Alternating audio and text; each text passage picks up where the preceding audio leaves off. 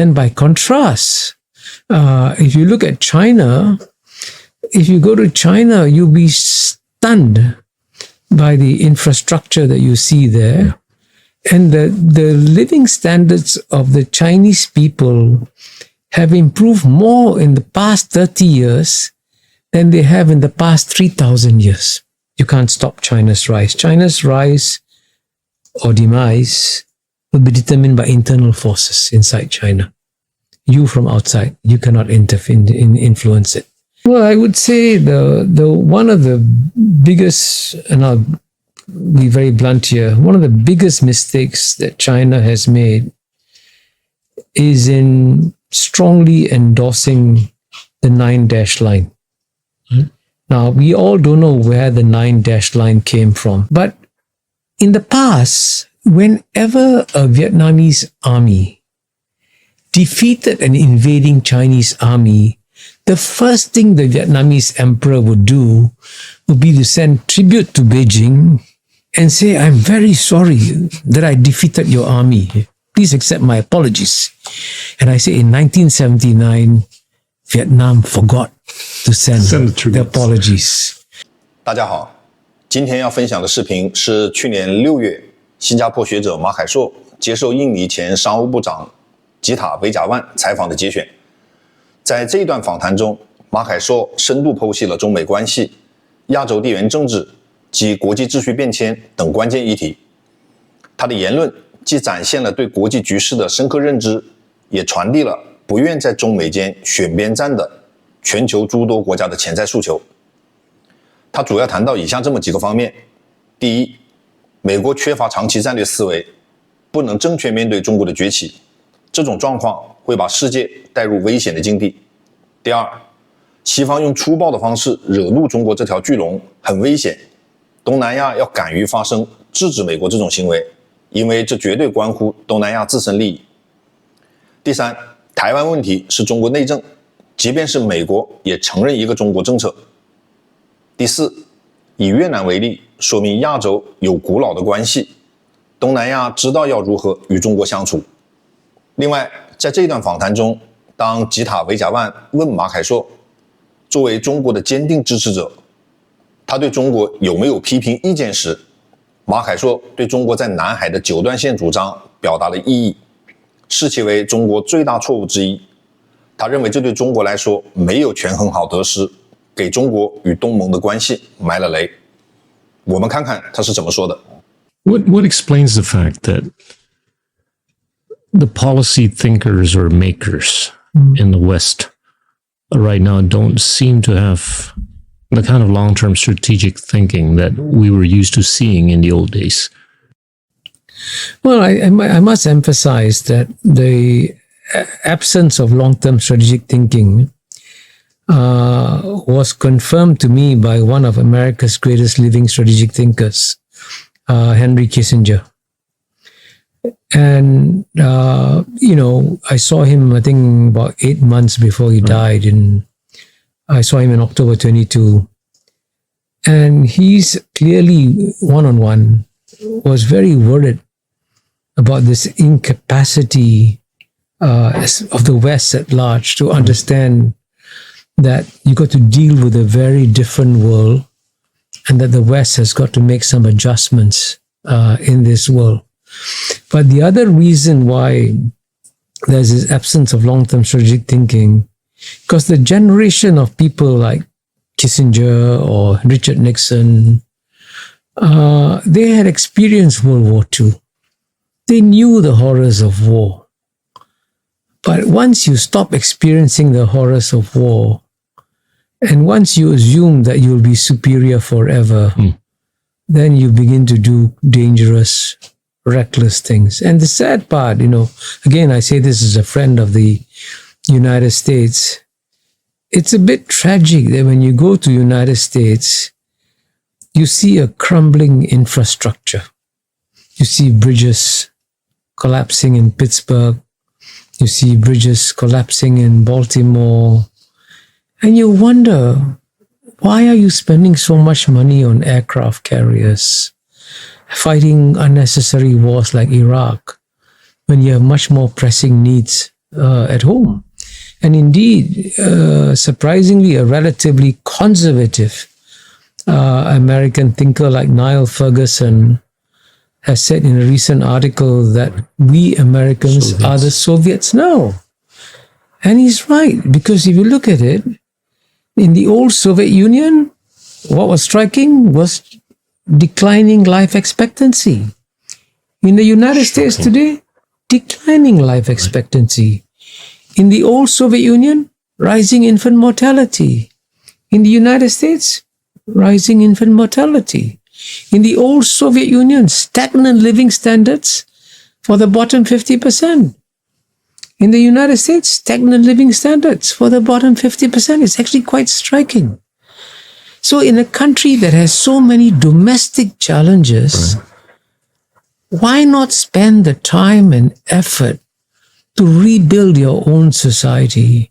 Because at the end of the day, as George Kennan said, when talking about the Cold War, and I mentioned this in my book, Has China Won? I remember.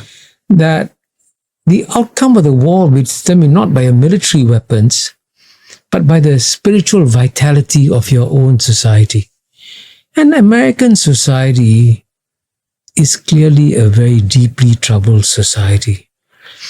Only a deeply troubled society would re-elect a man like Donald Trump as president. And then by contrast, if you look at China, if you go to China, you'll be stunned by the infrastructure that you see there. And the living standards of the Chinese people have improved more in the past 30 years than they have in the past 3,000 years. So that's the real battle. So if the United States could focus more on improving the living standards of its people, less on projecting power overseas, it'd be better for the United States and maybe even better for the world.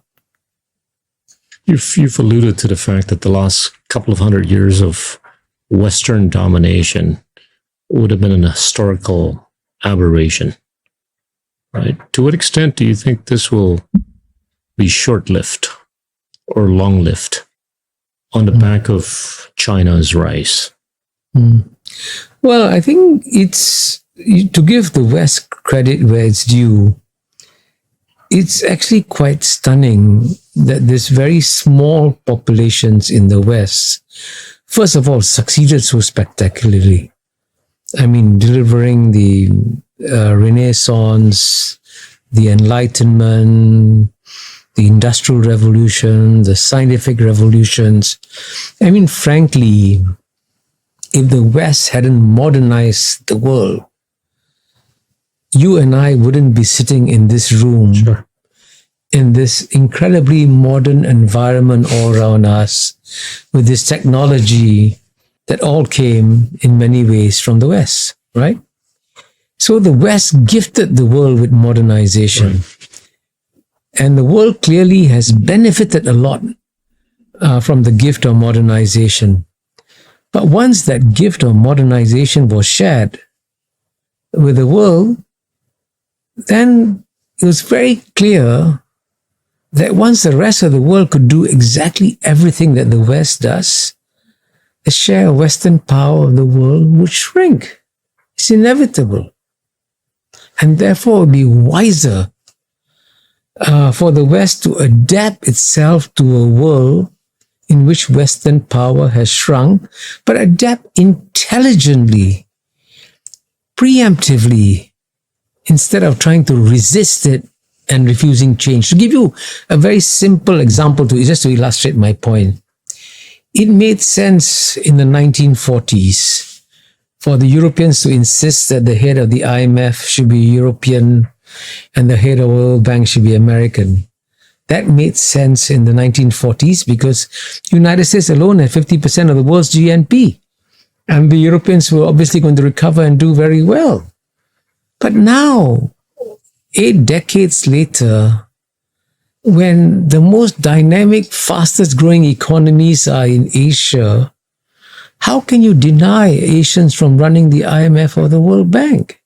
But that's an example of how the mindsets of Western domination are so deeply embedded in the minds of Western leaders that they cannot do the obvious, commonsensical thing, make way for somebody else.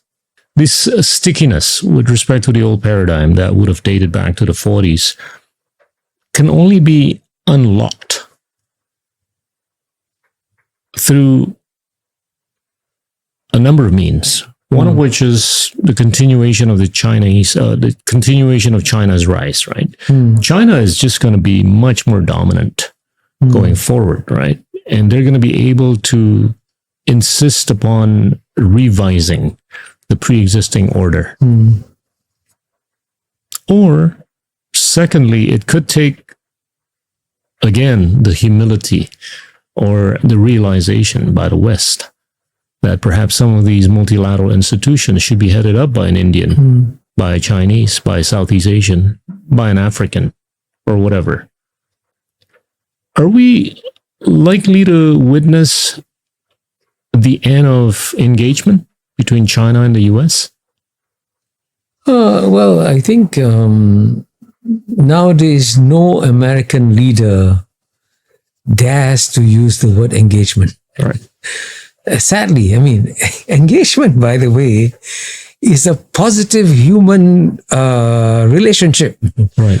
Just like you and I are engaging each other now, which is the most civilized thing to do. And the normal position within two great powers, any two great powers, should be engagement. But if you use the word in the United States, if any American politician says, I'm in favor of engagement with China, he's dead. He's finished. I mean, that's how bad the situation is. Now, your bigger question was, where is China heading? Is it going to disrupt the world order? Or is it going to become, in a sense, a supporter of the current world order? And my answer to you is that will depend on how we treat China as it is rising. Now, China is clearly, Napoleon famously said, don't wake up the sleeping dragon, China, because if you do, it's going to shake the world. Now, you and I know that there are two ways of waking up a human being. Either you wake up the person very gently, whisper soft things into his or her ear, nudge him gently, then he or she will wake up relatively happy. Or you could take a bucket of water and splash it on the person and say, wake up. You can imagine how angry that person's going to be. And paradoxically, while the United States, to be fair, engaged China very well in the Cold War, and I would say the whole period from Kissinger's visit in 1971 to roughly till the end of the Obama era in 2016. So for 45 years, roughly, the United States did engage China quite well. And actually, at the end of the day, created a China that had stakes in the current world order and also became a responsible stakeholder of the world in many ways. But since then, the United States has now decided to do the opposite and use all kinds of measures to stop the rise of China. And in the case of the United States today, even though the United States is bitterly divided as a society, and Trump and Biden don't agree on anything, but they only agree on one thing: it's time to stop China, which I think, by the way, is an unwise policy because it ain't gonna work. You can't stop China's rise. China's rise or demise will be determined by internal forces inside China. You from outside, you cannot influence it. And so if the United States is now going to take measure after measure against China, tariffs, CHIPS Act, sanctions, clearly China is going to emerge as a very angry dragon. And so I wonder whether the West has thought about this and say, is this what we want to see? happen in the world. Now, for us in Asia, the biggest mistake we are making is that we can see the West creating an angry dragon. We know that this angry dragon will be a problem for us, but we keep absolutely quiet while the West is making the dragon angry. That's so unwise of us Asians. The trouble about Asians, as you know, is that we are too polite. And when the angry dragon is woken up, the United States may one day sail home and say, okay, I'm going to go home. I don't care what happens. Who's left to deal with the angry dragon? We are. So why aren't we speaking out? Why aren't we saying the most logical and most obvious thing that, hey, what are you doing? What are you trying to achieve? So we should be the ones acting to temper the forces that are trying to create an unnecessary conflict, because our own interest will be endangered by doing so. But we haven't, there's been no leader who's been willing to do so far. But I do hope that maybe your next president, General Prabowo, will speak out and express what is in the minds of many Southeast Asians. But now I think in the year 2025, we really need a Big Bang Bandung conference, because I can tell you, as someone who travels around the world, many countries in the global south are very upset by this unnecessary emphasis on the zero-sum game between US and China, because they feel that their own interests are being damaged by this geopolitical contest.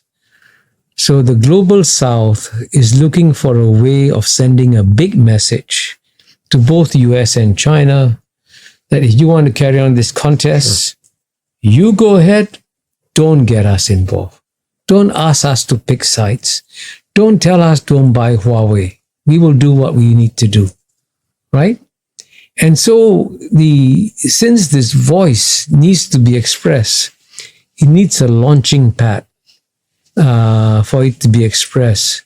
So a second Big Bang Bandung would be a way of sending a very strong message that the majority of the people who live in the global south don't want to take sides in this US-China contest, and in fact would like the US and China to try and moderate their contests and keep it with a certain guardrails and ensure that other global priorities like climate change, like the next pandemic, now I see that bird flu may come back, like another financial crisis. Let's focus on the problems that are most important for humanity and not put this zero-sum game about who's number one power in the world to be the defining force in world events. In this tension between the US and China, right? What would be your prediction about what could or would happen with Taiwan? It's very important to start off with a key point here. Taiwan is not an international problem. Taiwan is an internal problem. And remember, even the United States has officially acknowledged a one China policy. A one China policy means that both Taiwan and China are part of one China. It doesn't mean one China, one Taiwan. So this is a basic point that people keep forgetting. And so if the United States says, I must say, I'm very glad that the Biden administration, one of the best things the Biden administration has done especially after the very disruptive visits of Nancy Pelosi to Taiwan, is to emphasize that the United States has not backed away from its one China policy. And you notice how relations between US and China stabilized a bit after San Francisco. Yeah. Because I think the United States gave a categorical assurance.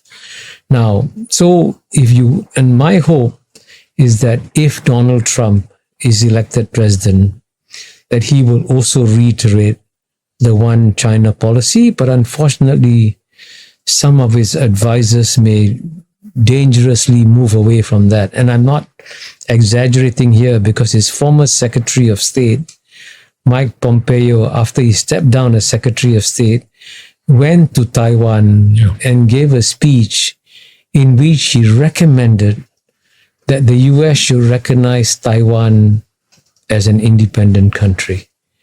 Now, Mike Pompeo is an incredibly intelligent, sophisticated person. He knows that if the United States recognizes Taiwan as an independent country, he's calling for a declaration of war by China against Taiwan. So that's why it's very important that the advisors who advise Trump on China issues emphasize that he should reiterate that United States remains committed to its one China policy. Kishore, you've been a very big proponent of China, right? What would be one thing that you could perhaps be critical of with China? Well, I would say the one of the biggest, and I'll be very blunt here, one of the biggest mistakes that China has made is in strongly endorsing the 9-dash line. Now, we all don't know where the 9-dash line came from. Professor Wang Gungwu, the greatest Asian historian in the world today, has said that the 9-dash line was probably created by the Japanese when they controlled China and Taiwan, as you know. And the trouble with the 9-dash line is that no one knows what it means. I mean, many people think that with the 9-dash line, China is claiming all of South China Sea at its territorial waters. Now, clearly it isn't. Every day, thousands of ships go through the South China Sea without asking for permission from China. If it is territorial waters, they have to ask for permission from China. And so it is a mistake to have a 9-dash line whose meaning no one knows. And frankly, looking back now, one of the biggest mistakes that was made by some Chinese officials, I don't think that the decision was made by Chinese leaders to put the 9-dash line on the passport of the Chinese. Now, once you put the 9-dash line on the passport of the Chinese government's hands are tied.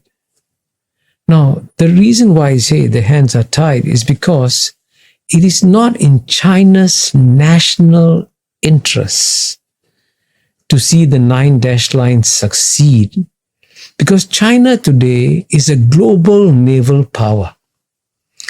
There are more Chinese goods traveling around the world than American goods traveling around the world. How can Chinese goods travel around the world? They need open seas.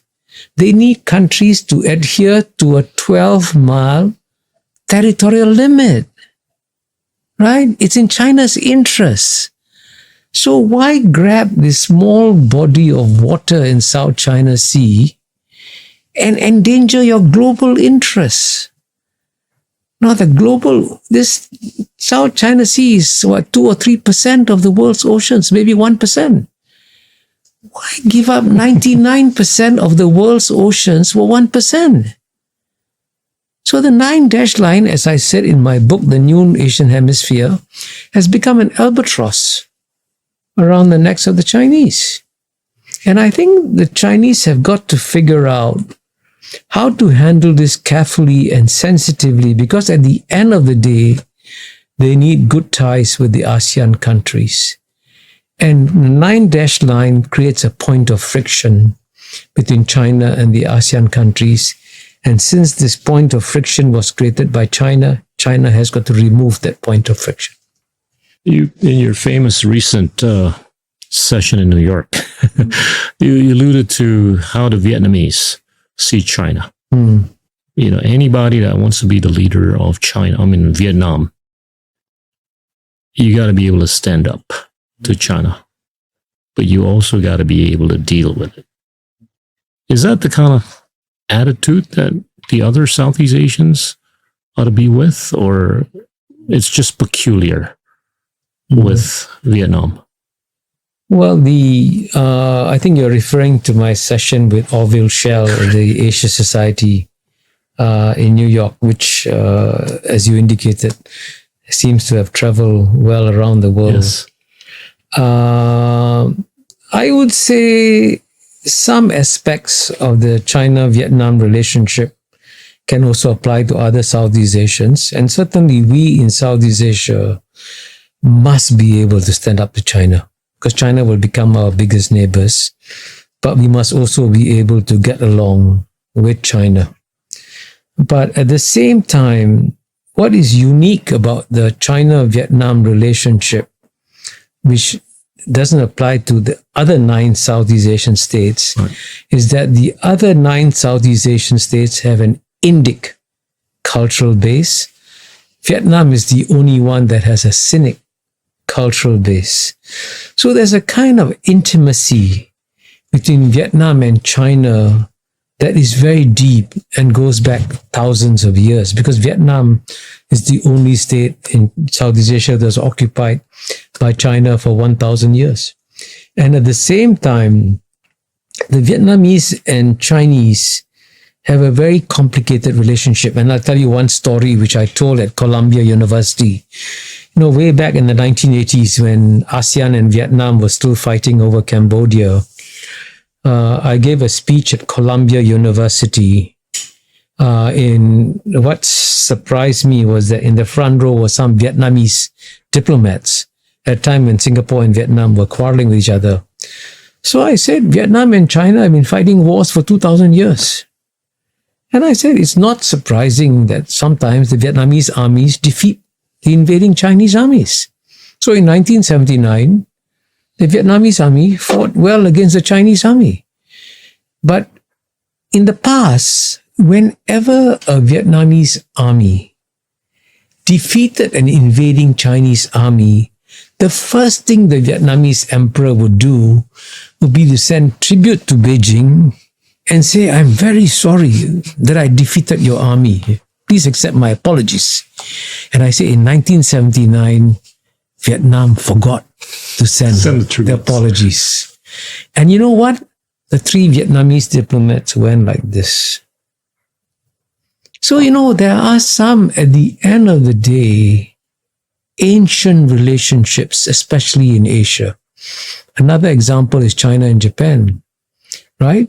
And fortunately, Ezra Vogel points out in his book on China and Japan have had the longest recorded bilateral diplomatic history, So these 2 countries know each other very well. And out of the past 1,500 years, they lived at peace for 1,450 years. So it's important, therefore, for us in Asia to nudge China and Japan back to the 1,450 peaceful year relationship, rather than trying to push them towards an antagonistic relationship. Because this is where we in Asia, certainly in Southeast Asia, we are too passive. We don't proactively go out and make a difference. And by the way, that's why, frankly, one of the things I have done is to launch the Asian Peace Program at the Asia Research Institute of the National University of Singapore.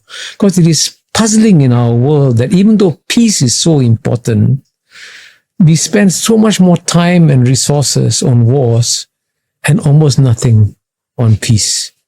So I hope that programs like yours will also help to encourage peace in Asia.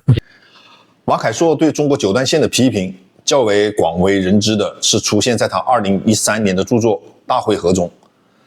另外，他也曾在第50届慕尼黑安全会议特刊上发表文章，在阐述钓鱼岛问题及中美日3国关系时，再次表达了类似观点。他称中国对九段线的主张是不智之举，认为在联合国海洋法公约的框架下，中国无法为九段线主张有效地进行辩护。特别是2012年把九段线印在中国护照上，更是激化了与一些相关国家的矛盾。对于马凯硕的批评可以这么看，首先他是新加坡学者，是东南亚人，在南海相关议题上当然会更关注东南亚邻国感受。他的观点一定程度反映了部分东南亚国家对南海局势的担忧或者误解，希望中国处理南海事务更契合周边小国的安全认知。第二，他是以联合国海洋法公约来衡量九段线，不会考虑到九段线是基于中国南海历史主权权利形成。但我们知道，历史早于公约制定，且公约也未否定国家依历史形成的正当海洋权益。第三，他的批评也并非完全没有参考价值，他从另一个角度提醒中国，在坚定维护主权时，可以借助更多渠道清晰阐释九段线内涵及中国南海主张的细节，减少国际社会因信息不足而产生的误解，利于通过对话管控分歧。马凯硕也谈到，中国的九段线并非是把南海全部划成中国领海，九段线是中国在南海表示传统疆域范围的界限，中国在线内区域行使主权、管辖权和历史性权利，其核心是声明中国对九段线内南海诸岛等岛屿及其附近海域拥有主权等相关权益。而且中国已表明立场，尊重他国依国际法在南海享有的航行与飞越自由，九段线和保障合法航行自由并不冲突。但自由并非毫无约束，需要符合联合国海洋法公约等国际法的合法自由。那些涉及危害中国国家安全等非法的航行活动，中国有权依规管理或监控。